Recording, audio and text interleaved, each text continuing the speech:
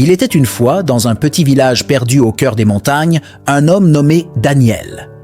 Daniel vivait une vie simple mais joyeuse avec sa femme, Emma, et leur petite fille, Clara. Le village était entouré de forêts luxuriantes et de rivières sinueuses, créant un cadre idyllique pour cette famille heureuse. Un jour, cependant, un malheur frappa la famille. Emma tombe gravement malade et malgré tous les efforts des médecins du village, son état ne faisait que s'aggraver. Daniel, dévasté par la peur de perdre sa femme, passe de longues heures à son chevet, espérant un miracle. Les jours se transformèrent en semaines, et les semaines en mois. La maladie d'Emma éroda peu à peu son corps et son esprit. Clara, âgée de seulement 7 ans, ne comprenait pas complètement la gravité de la situation, mais elle ressentait le poids du chagrin dans la maison. Un jour pluvieux, alors que les gouttes martelèrent le toit de chaume, Emma prit la main de Daniel et murmura faiblement « Je t'aime, Daniel. Prends soin de Clara. » Ses yeux se fermèrent lentement et son dernier souffle s'échappa silencieusement. La maison, autrefois remplie de rires et de joie, fut soudainement envahie par un silence oppressant. Le décès d'Emma plongea Daniel dans un abîme de douleur.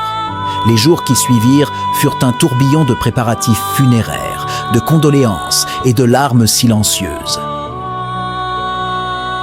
Clara, sans comprendre entièrement ce qui se passait, ressentait le vide laissé par sa mère.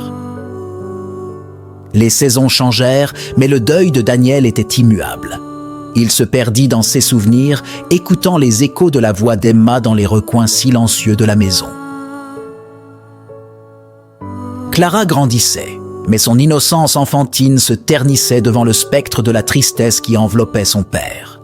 Les amis et les voisins tentaient d'apporter du réconfort, mais Daniel resta enfermé dans son propre monde de chagrin.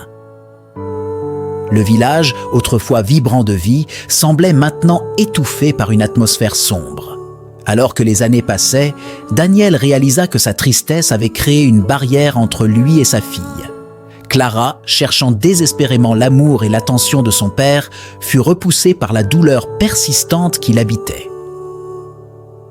Elle chercha du réconfort ailleurs, s'éloignant lentement de la maison qui portait le fardeau du passé.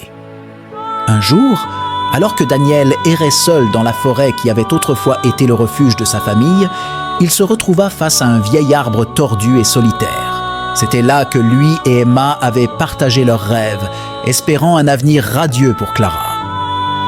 Daniel s'effondra, ses larmes se mêlant à la pluie qui tombait du ciel assombri. La vie continuait, mais l'ombre du chagrin persistait. Daniel comprit enfin que pour honorer la mémoire d'Emma et retrouver le lien avec sa fille, il devait apprendre à accepter la perte et à laisser le passé reposer en paix.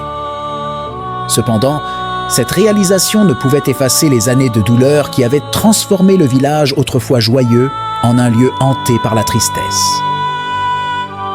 La vie est ainsi faite, pleine de moments de joie et de peine, où le passé et le présent se mêlent pour former l'histoire de chacun. Et quelque part, au-delà des montagnes et des vallées, les échos du silence portent le poids des souvenirs d'un amour perdu.